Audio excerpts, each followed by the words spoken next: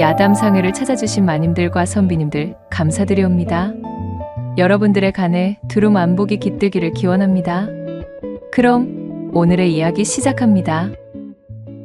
매미조차도 기운을 잃고 울지 못할 정도로 떼약볕이 흉흉한 조선의 어느 여름날, 그야말로 불볕더위가 기승을 부리고 있는 계절의 어느 날이었습니다. 가만히 서 있어도 땀이 흘러 옷이 몽땅 젖을 정도의 날씨였어요. 멀리 어느 척박한 땅떼기에서 뽀얀 먼지가 올라오는 것이 보이더니 이내 젊은 처자의 까랑까랑한 볼멘 목소리가 들려오고 있었습니다. 아버지, 정말로 이 땅을 농작물이 자라는 땅으로 만들 수가 있을까요?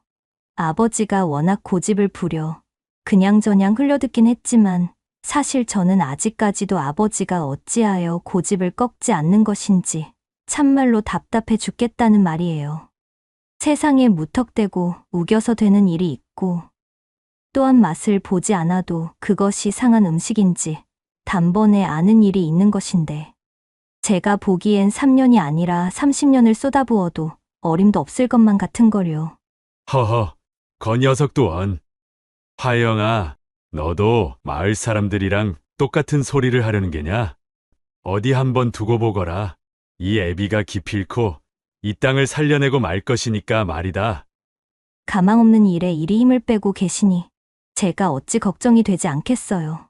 제 아무리 경작에 성공하면 그 땅을 내어준다 하지만 이 땅은 너무 척박하여 아직까지 마을 사람 그 누구도 경작에 성공한 적 없는 땅인데. 자, 화영아, 잘 들어보거라. 물론 아직까지 성공한 적이 없는 척박한 땅이라 한들 그것은 어디까지나 아직까지이지 영원히 그래야 한다는 법이 없단다. 생각해보렴. 다른 개간지들이 어디 처음부터 그리 개간된 땅이었을 리는 없지 않았겠느냐. 다 사람의 손이 닿고 정성이 다 그리 비옥한 토양으로 바뀔 수가 있는 것이란다. 이 애비가 가진 것 없이 태어나 비록 소작농으로 평생을 살아왔지만 내 기필코 이 땅을 비옥한 토지로 만들어 소유하고 말 것이야.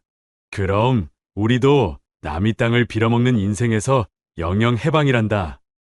한여름 땡볕 아래에서 구슬땀을 흘리며 잡석을 골라내고 있는 아비에게 화영이 볼멘 목소리로 투덜거리고 있었습니다. 뽀얀 먼지가 풀풀 올라오는 이 척박하기만 한 황무지에서 화영의 아비는 벌써 3년 가까운 시간 동안 땅을 고르고 개간하는 중이었지요.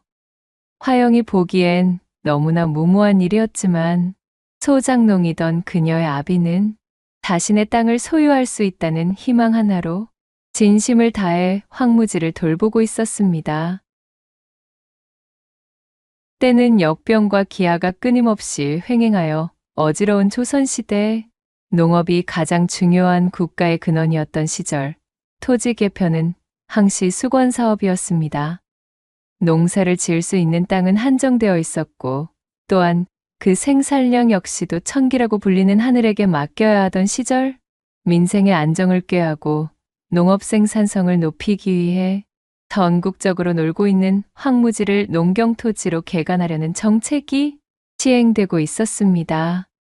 임금이 선택한 황무지를 정하고 이를 개간할 의지가 있는 평민들을 모집하여 비옥한 토지로 만들기 위한 노력이 끊임없이 이루어지고 있었지요. 그리고 황무지를 개간에 성공하여 농작물이 자랄 수 있게 만든다면 해당 토지를 개간자들에게 내어주어 땅을 소유할 수 있도록 장려하였습니다. 땅을 가질 수 있게 되면 자연히 백성들의 참여율이 높을 것이란 전망이었지요.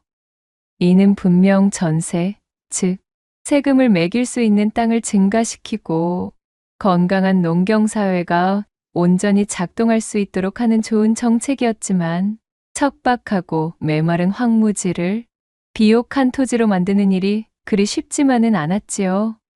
험한 노동에 쓸 수 있는 황소를 여러 가진 양반들조차도 혀를 내두르는 일이었는데 하물며 제 손으로 모든 것을 다 해치워야 하는 가난한 평민에게는 특히 그랬습니다.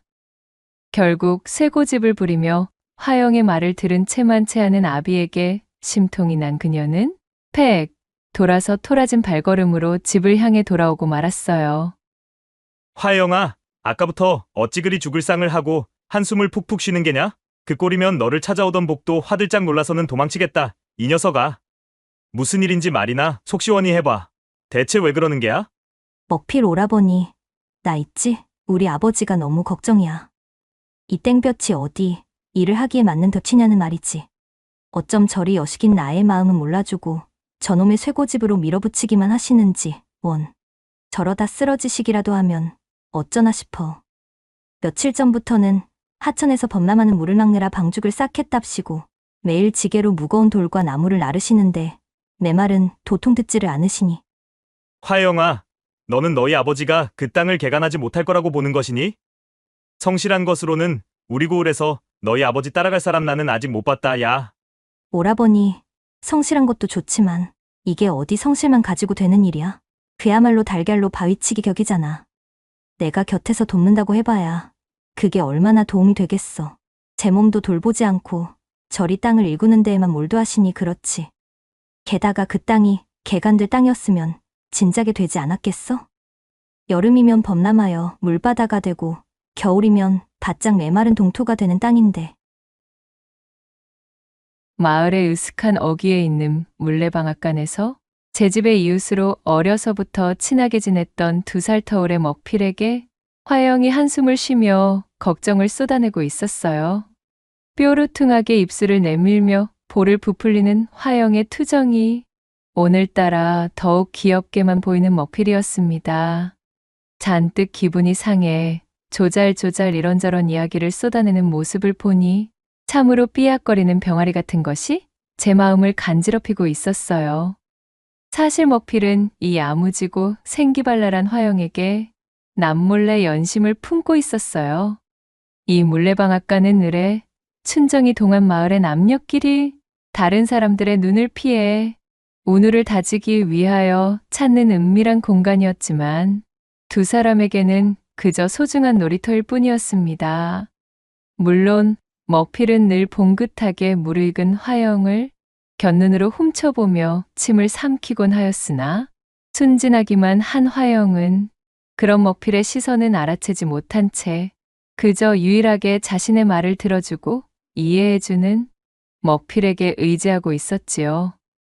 제 아비를 따라 땅 고르는 일을 돕느라 끝단이 갈라지고 거칠어진 화영의 손을 물끄러미 바라보던 먹필이 처연해진 표정으로 화영을 바라보다 말고 대뜸 일어서서 말하는 것이었습니다.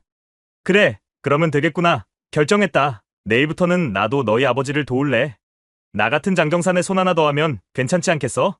그러자 화영이 깜짝 놀란 토끼 눈을 하며 정색했지요. 뭐? 안 돼! 먹필 오라버니까지 그 헛수고에 끌어들일 수는 없어. 정해진 기한 안에 그 땅을 개간해내지 못하면 땅도 잃고 괜한 고생만 하다가 끝나는 일인걸? 그럼 뭐 어때? 어차피 나도 언제까지 저작거리 지게꾼으로 살 수는 없는 노릇이고 너희 아버님 말대로 이대로 나이 먹어봐야 소장농이나 되면 다행이지. 우리같이 가진 것 없이 태어난 민초에게 어디 다른 삶이랄 것이 보장되어 있겠느냐? 그래가지고는 장차 어찌 너를 먹여 살. 나를 먹여? 뭐야? 왜 말을 하다가 말아? 임마, 아무것도 아니야. 아무튼 나는 너희 아버님을 응원하는 쪽이니까 말릴 생각 마라. 나는 부모님도 일찍 여의고 나 혼자라 잔소리할 사람도 없으니 일꾼으로 안성맞춤 아니겠니? 게다가 혹시 알아? 그 땅이 너희 아버님 땅이 되면 내게도 조금 떼어주실지 말이야. 잔뜩 달아오른 얼굴을 애써 감추며 먹필이 기세등등 소리치자 화영은 아리송한 표정으로 그를 올려다볼 뿐이었습니다. 그날 이후로 화영의 만류에도 불구하고 먹필은 황무지에 나와 화영의 아비를 도와 땅개간에 참여하기 시작했습니다. 사실 그는 자신이 연심을 품고 있는 여인이 한여름 땡볕 아래에서 오지게도 고생하는 것이 안쓰러운 마음에 덥석 나선 것이었지만 장정의 사내가 한 명 더 들어오니 작업의 진척 속도가 꽤나 상승하여 기세를 탄 화영의 아비도 신바람을 내며 말했습니다. 먹필아, 네가 나를 도와주니 화영이와 둘이서 아등바등 할 때보단 훨씬 더 작업이 기세를 타는구나. 내 진작부터 너의 그 허우대가 언젠가 큰 힘이 될 줄 알았단다. 내 이 땅만 잘 굴러들어오면 너에게도 장가미천으로 단단히 떼어주마. 모름지기 사내란 말이다. 제 땅을 가지고 혼인 생활을 시작하면 서방 대접이 달라지는 법이여. 참말이죠. 아재, 그 말씀 꼭 지키셔야 합니다. 나중에 딴 말씀하기 없기에요. 저도 야망이라는 것이 있는 사내대장부 아니겠습니까요? 두 사람은 힘들지도 않은지 서로를 바라보며 너털웃음을 터뜨리더니 이내 황무지 가득 쌓여있는 잡석들을 곡괭이질하여 고르기 시작했지요. 정말 못 말리겠군. 저 바보같이 의욕만 앞서는 사내들을 믿고 참말로 이 바보 같은 일에 몰두해도 되는 것일까? 그런 둘을 바라보는 화영의 얼굴에는 걱정이 가득했습니다. 대빨 튀어나온 입술을 삐죽이며 호미를 집어들어 땅을 쳐댔지요.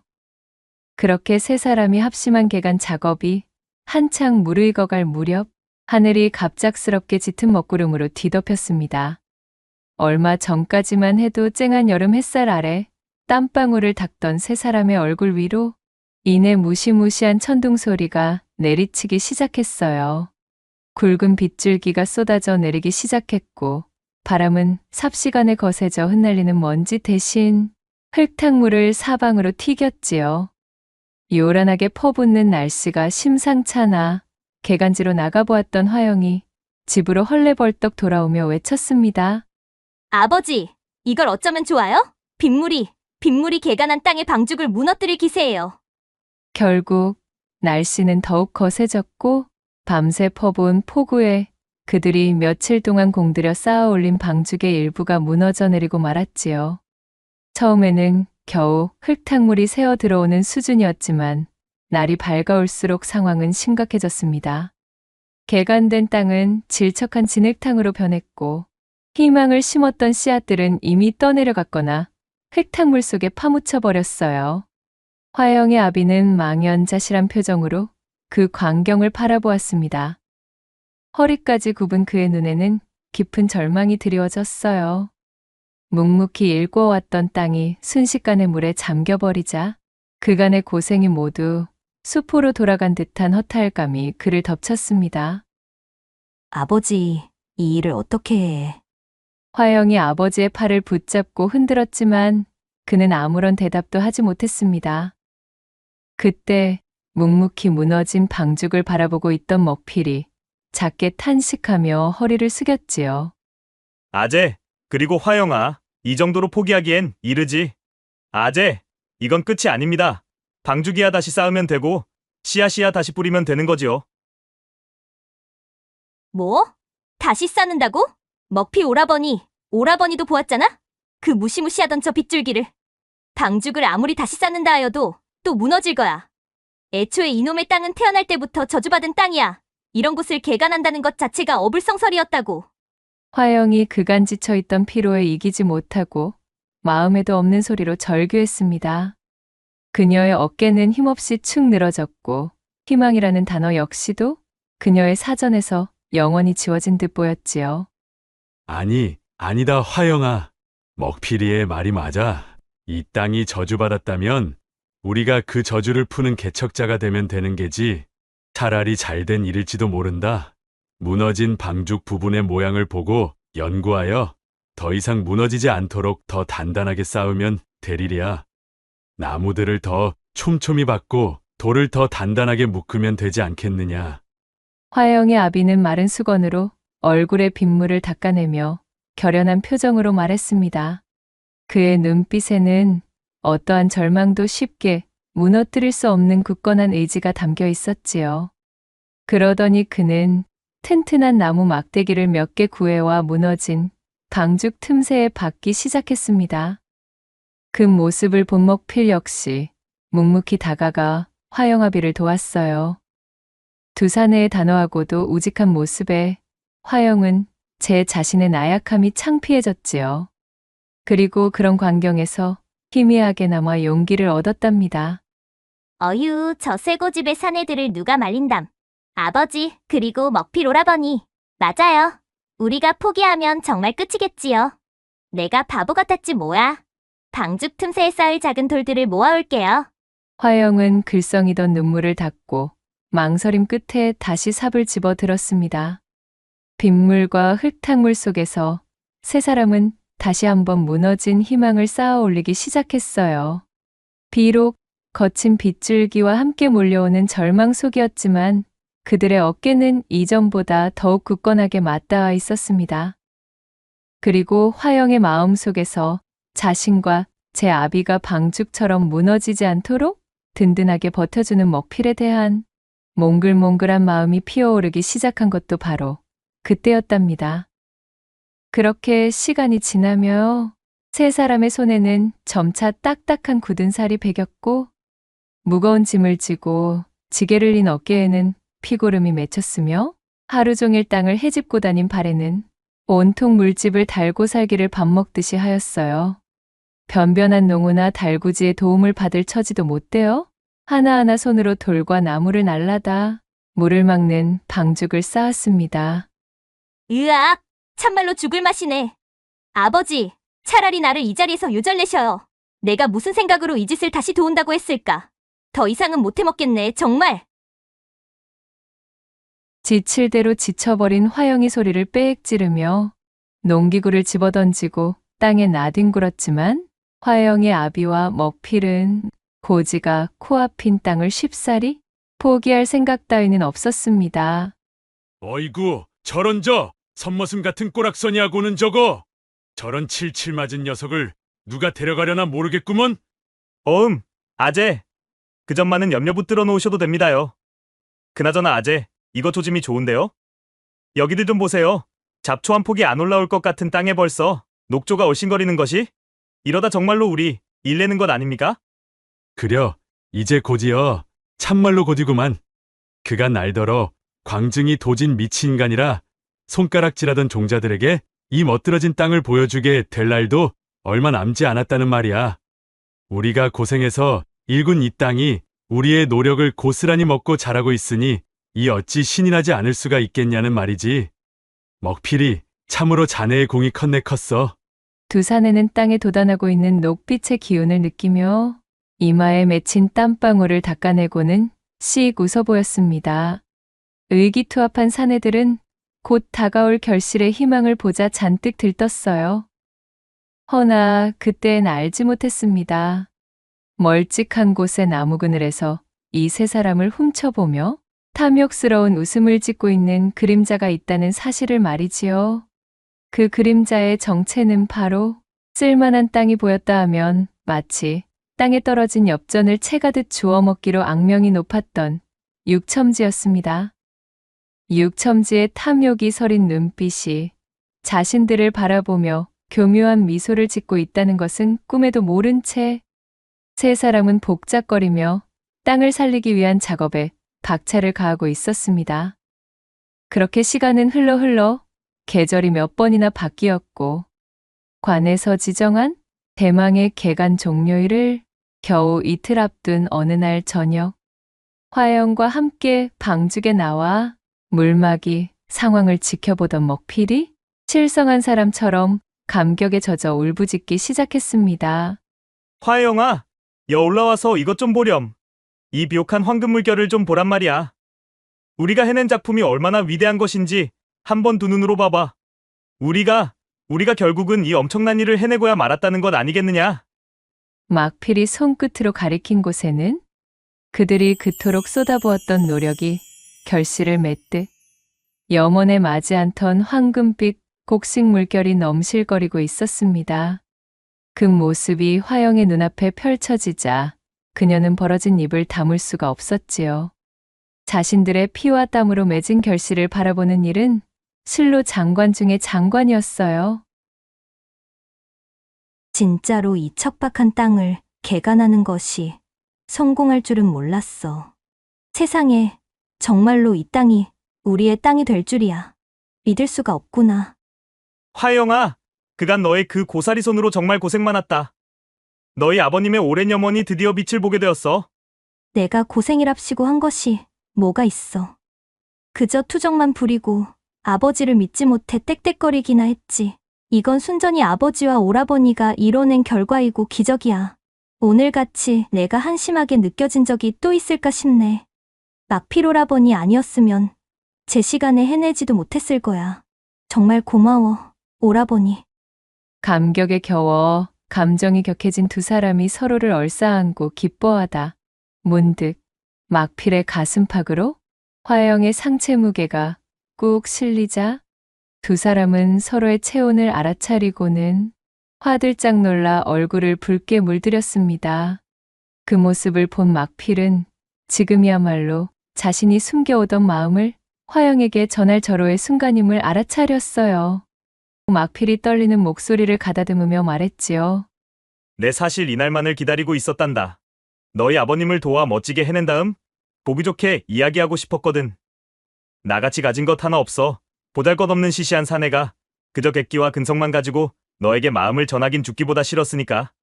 이제 우리에겐 번듯한 땅도 생겼고 조금만 더 열심히 일하면 너와 너의 아버지 건사하는 것은 일도 아닐 거야.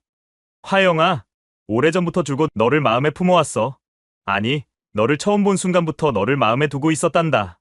너의 맑은 눈망울, 씩씩한 모습, 그리고 남몰래 힘들어하면서도 꿋꿋하게 버티는 너의 모습까지 전부 다 말이야. 갑작스러운, 아니 어쩌면 화영도 진작에 눈치채고 있었던 막필의 고백에 그녀의 심장이 콩닥콩닥 요동치기 시작했습니다. 자라면서 말이나 섞어본 사내라고는 이 막필뿐이었던 그녀 역시도 자신이 훗날 시집 가게 되는 날이 온다면 그 상대가 막필일 것이라는 생각을 하지 않은 것이 아니었으니까요. 막필은 자두처럼 발그스름 익어가는 화영의 얼굴을 지그시 바라보며 그녀의 두 손을 꼭 부여잡았습니다. 그간의 모진 쟁기질에 굳은 살이 내려앉아 거칠어진 손바닥이었지만 체온으로 전해지는 막필의 손은 참으로 따스하고 든든했지요. 나도 오라버니가 좋아. 그간 내 지긋지긋한 투정도, 억지도 오라버니는 눈 하나 깜짝하지 않고 모두 받아내 주었지. 게다가 우리 아버지를 도와 이 황무지까지 개간해냈으니 여식인 나조차도 지지하지 못한 엄청난 것을 해낸 거잖아? 내가 어떻게 오라버니에게 반하지 않을 수가 있었겠어. 서로가 서로에게 가지고 있던 연심을 꺼내 보이며 확인하자 두 사람은 불모지를 개간했다는 기쁨에 취해 솟아오르는 춘정까지 더해져 온몸이 불덩이처럼 달아올라 버렸습니다. 굳게 혼인약조를 나눈 이상 더는 그들을 막을 장벽이 없었어요. 그 길로 자주 가던 물레방앗간으로 불이 나게 향한 두 사람은 그곳에서 누렇게 무르익은 황금들판을 상상하며 뜨거운 정염을 토해내고는 깊고 깊은 합의를 치루었습니다. 두 사람이 행복에 겨운 밤을 보내고 그 이튿날 환희에 가득 젖은 화영과 그의 아비 그리고 막필은 땅의 소유권을 받기 위해 날이 밝자마자 관하로 찾아갔습니다. 그러나 그들을 기다리고 있던 것은 경작지의 소유라는 기쁜 소식 대신 마른 하늘의 날벼락이었지요. 그들의 말을 듣고 고을의 임야대장을 살펴보던 사또가 난색을 표하며 말했습니다. 허허, 이거야 원, 난처하게 되었구만 그래. 자네들의 노력은 참으로 가상하고도 대단하나 자네들이 주장하는 대로 해줄 수는 없겠구만. 그 땅은 주인이 있는 땅으로서 버려져 있던 황무지가 아니었으므로 소유권 역시 내어줄 수 없네. 아니, 나으리. 그게 무슨 말씀이십니까? 그곳은 척박하고 쓸모없는 땅으로 몇 년 전 저희가 개간을 시작할 당시 문의하였을 때에도 분명 주인이 없는 땅이라고 하셨구만요. 나 역시 그때만 하더라도 그런 줄을 알고 있었지 뭔가. 당시에는 주인이 없었으나 현재에는 주인이 있는 땅이 되었구만. 관에 신고하여 해당 토지를 매입한 자에게 소유권이 있기에 어쩔 수 없네. 육첨지가 3달 전 그 땅을 취할 당시에는 농작물이 자라있지 않은 황무지였다고 하는구만. 네? 3달 전이라고쇼? 아니, 사또, 당치도 않습니다. 3달 전이라면 농작물이 당연히 아직 자랄 리 만무하지요. 그땐 땅의 개간이 막바지였던 터라 당연히 파종을 끝내둔 상황이었습니다. 이미 1년 전부터 그 황무지를 저희가 개간하고 있다는 걸 온 동네 사람들이 다 알고 있는데 그저 눈에 보이는 싹을 틔우지는 못했으나 이미 저희가 땅을 어허, 국겁이 그러하니 낸들 어쩌겠는가. 사정은 딱 하네만 어찌할 방도가 없으니 그만 돌아들 가시게들. 사또의 말에 세 사람은 눈앞이 캄캄해졌습니다. 그간 쏟아온 정성과 노력, 그리고 시간이 한순간에 무용지물이 되고 만 것이었지요. 그랬습니다. 욕심 많은 땅 부자 육첨지는 전부터 이들이 황무지를 개간하는 것을 눈여겨보고 있다가 그들이 끝끝내 성공할 조짐을 보이자 육방관속들과 짜고 이들 몰래 땅을 매입해버렸던 것이었습니다. 황무지를 개간할 줄만 알았지. 관에 들러 이것저것 알아보고 밟아 나가야 할 행정 절차에는 서툰 것이 화근이었지요. 절차에 밟지 못했던 이들에게 땅의 소유 소식을 알리지 않은 채 그들이 땅을 소유할 수 있다는 꿈에 젖도록 숨기고 있었던 것입니다. 돈 한 푼 인력 하나 쓰지 않고 황무지를 개간하려 한 육첨지의 노림수에 걸려들고 말았지요. 기나긴 시간을 갈아 넣어 오직 제 소유의 땅을 가지겠다는 일념 하나로 달려온 화영의 아비는 충격을 이기지 못하고 자리에 드러눕고 말았습니다. 아버지, 기운 좀 차려보셔요. 이렇게 누워만 계시면 정말 큰일 난단 말이에요. 목표를 잃은 아비가 식음을 전폐하고 산송장처럼 폐인이 되자 화영은 매일을 눈물로 지새우며 아비를 간호했지만 아비는 좀처럼 호전될 기색을 보이지 못했습니다.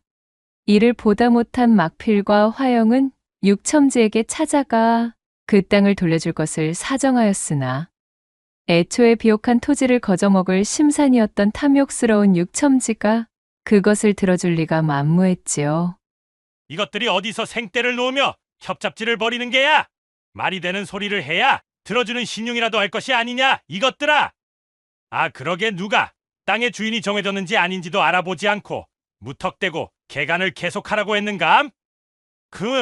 정 그리 딱한 사정을 늘어놓겠다면 내 아예 무시를 하지는 않을 수도 있는데 어떠냐?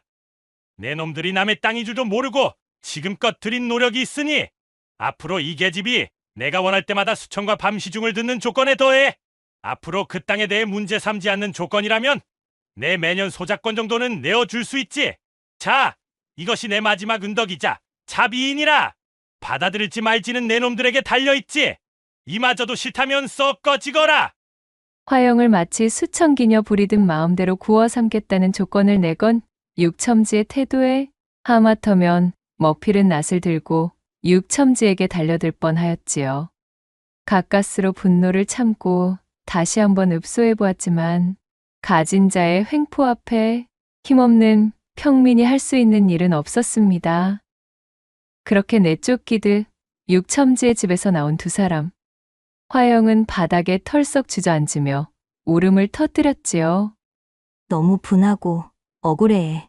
어찌 이럴 수가 있다는 말이야?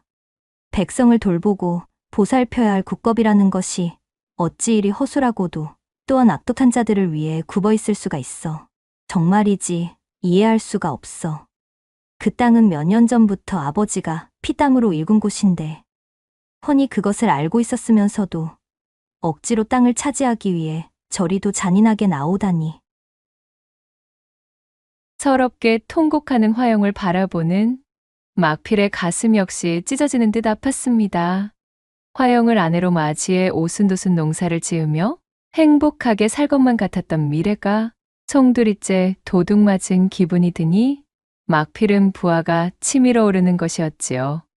거기다가 감히 땅을 되찾고 싶으면 화영에게 천침노비 수준이 되는 것을 감내하라는 듯한 육첨지의 말투에 더더욱 열이 뻗치는 것이었습니다. 그간 땅을 개간하며 고생하느라 화영의 손은 엉망진창이 되어 있었습니다. 부르트고 갈라진 손으로 눈물을 찍어내는 그녀의 모습은 막필의 분노가 잔뜩 끓어오르게 하기엔 충분한 것이었어요. 막필은 눈에 쌍심지를 켜고 다짐했지요. 화영아, 너라도 정신을 바짝 차리고 있어야 한단다. 너마저 일이 무너져버리면 모든 것이 끝이야. 당하고만 있을 수는 없지. 내 반드시 방법을 찾아낼 테니 기운내렴, 화영아. 막필은 설깨우는 화영을 부축하여 그녀를 집까지 데려다 준 후 밤이 찾아오기만을 기다렸습니다. 이내 어둠이 내려앉은 틈을 타 막필의 잔머리와 눈빛이 여지없이 날아다니기 시작했지요. 이튿날 날이 밝았고 상쾌한 기분으로 기침한 육첨지에게 날벼락 같은 소식이 전해졌습니다. 자신이 뺏은 땅에 세워둔 방죽이 무너져 밭으로 일궈둔 땅이 온통 물바다가 되어버렸다는 것이었지요. 하인들을 대동하고 불이 나게 밭으로 달려가 땅의 소유권을 주장하기 위해 세워둔 말뚝들이 박혀있는 장소로 도착해보니 터져버린 방죽으로 이미 땅은 아수라장 물바다였습니다. 해수가 들어찬 땅은 개간의 의미조차 무색하게 다시금 죽음의 땅이 되어 범람한 물만 넘실거릴 뿐이었지요. 아니, 이게 도대체 어찌된 일이냐? 멀쩡하던 방죽이 하루아침에 어찌 무너져 버린단 말인가? 육첨지는 길길이 날뛰며 화를 내보았으나 이미 벌어져버린 참극 앞에 어쩔 수가 있나요? 진상을 규명하겠다며 동네가 떠나가라 난장을 놓아대기를 한 달. 결국은 이렇다 할 결실도 결과도 얻지 못한 육첨지는 해수가 들어차 죽어버린 땅을 가지고 있어봐야 아무 소용도 없다는 것을 깨닫고 말았지요. 농작물도 재배할 수 없는 고염지를 놀리며 세금만 낼 이유가 없었던 것입니다. 결국 관아의 선 육첨지는 편법으로 가로챈 농지에 대한 증서를 백지화시키며 땅을 포기하겠노라 선언하였고 막필과 화영이 보는 앞에서 농서를 불태워버리고는 씩씩대며 돌아가 버렸습니다. 에이잉, 참으로 재수가 없으려니원. 내 놈들 운 좋은 줄이나 알아라. 이거야 원 좋다가 말았구만. 그리하여 지금까지 묵묵히 이 모든 사태를 지켜보고 있던 막필이 번개처럼 나서 사또에게 말했습니다. 나으리 보셨지요? 농서까지 불태우며 소유권을 포기한 것을 말입니다. 육첨지께서 땅을 포기하셨으니 이제 저희에게 그 땅을 내어주시지요. 이번에야말로 땅에 대한 소유권을 확실히 못 박아두겠습니다요. 먹필이 흥을 잔뜩 돋우며 말하자 사또는 이해되지 않는다는 표정으로 의아하여 답했지요. 방죽이 터지기 전 농작물을 자라게 하였으니 개간에 성공한 것으로 인정하여 소유권이야 내어줄 수 있지만 이미 염수가 들어찬 땅을 소유해 어쩔 작정인가? 한 번 소금을 머금은 땅은 되살리기가 참으로 어려울 터인데 처음부터 다시 개간하려면 참으로 고생일 텐데 말일세. 그것은 뭐 제가 해결을 보면 되는 문제이고요. 일단 농서만 발급되면 뒷일은 알아서 해보겠습니다요. 그리하여 관의 협조를 받아 정식으로 해당 땅의 농서를 발급받게 되니 꿈에 그리던 땅을 받게 된 화영과 막필. 그렇지만 오라버니, 이미 해수가 들어차버린 곳인걸. 농서는 얻어냈지만 다시 그 땅에 농작물이 자라게 하려면 앞으로 또다시 몇 년을 고생하여야 할지. 화영의 풀죽은 목소리에 먹필은 능글맞은 미소를 보이며 이를 드러냈습니다. 화영아, 그런 쓸데없는 걱정일랑 말아라. 우리가 일궈둔 땅에는 한 톨의 피해도 없단다. 우리 땅에는 해수가 들어찬 것이 아니야. 아니 뭐? 그게 무슨 소리야? 화영이 깜짝 놀라 두 눈을 굴리며 반문하자 막필은 하늘이 떠나가라 크게 너털웃음을 터뜨렸답니다. 사실은 이러했던 것입니다. 물이 들어찼다는 소식을 듣고 육첨지가 까무러칠 뻔했던 그 땅은 사실은 처음부터 물속에 잠겨있던 저류지였습니다. 단지 육첨지가 땅의 소유권을 알리기 위해 표식으로 세워두었던 개간지의 말뚝 위치만 몰래 저류지 쪽으로 바꿔치기 하여 그 땅이 육첨지가 매입한 땅인 척 속였을 뿐이었지요. 편법으로 땅을 취하였기 때문에 해당 땅의 제대로 된 위치조차 파악하고 있지 못했던 육첨지는 그저 화영내 세 사람이 열심히 일군 땅을 강제로 취할 생각뿐이었지. 땅에 대한 조사 따위는 일절 관심도 없었으니까요. 그 땅이 어디에 붙어 있는 땅인지, 주변 지형지물이 어땠는지 알아보는 수고조차도 없었기 때문에 그저 세워놓은 말뚝만 보고 물에 잠긴 저류지가 자신의 땅이라 여겼던 것입니다. 육첨지는 그저 자신에게 개간된 땅이라고만 알려진 곳을 매입했을 뿐 워낙에 가지고 있던 땅이 많다 보니 정확히 어디에 붙어 있는 땅인지도 모르고 있었던 것이고 이 점을 알고 있던 먹필이 허점을 교묘하게 파고들 작정으로 거짓된 범람극을 꾸민 것이었습니다. 그리하여 모두가 잠이 든 야심한 시각에 말뚝과 새끼줄의 위치를 옮겨 감쪽같이 육첨지를 속여버린 막필은 그렇게 자신과 화영 그리고 화영의 아비가 핏땀으로 노력한 땅을 되찾을 수 있게 되었습니다. 훗날 이 사실은 육첨지의 귀에도 들어갔지만 이미 제 손으로 불태워버린 농서였던 데다 소유권마저 합당히 넘어가고 말았으니 별 수 있나요? 제 욕심에 화병을 얻어 자리에 드러누워버리고 말았지요. 이후 화영은 막필의 번뜩이는 지혜와 임기응변에 크게 감명하여 그의 청혼을 받아들이고 함께 가정을 이뤄 아비와 함께 풍요로운 경장농의 삶을 살며 땀 흘린 노력의 행복한 결실을 맺게 되었어요. 두 사람은 화영의 아비와 함께 새롭게 얻은 땅에서 열심히 농사를 지으며 풍족한 생활을 영위했고 또한 서로를 보필하며 행복한 나날을 보내게 되었다는 후문이 전해지고 있습니다. 낭독해드린 이야기가 마음에 드셨다면 구독과 좋아요, 댓글로 야담상회를 응원해주셔요. 늘 잊지 않고 야담상회를 찾아주시는 마님과 선비님들 시청해주셔서 참으로 감사하옵니다.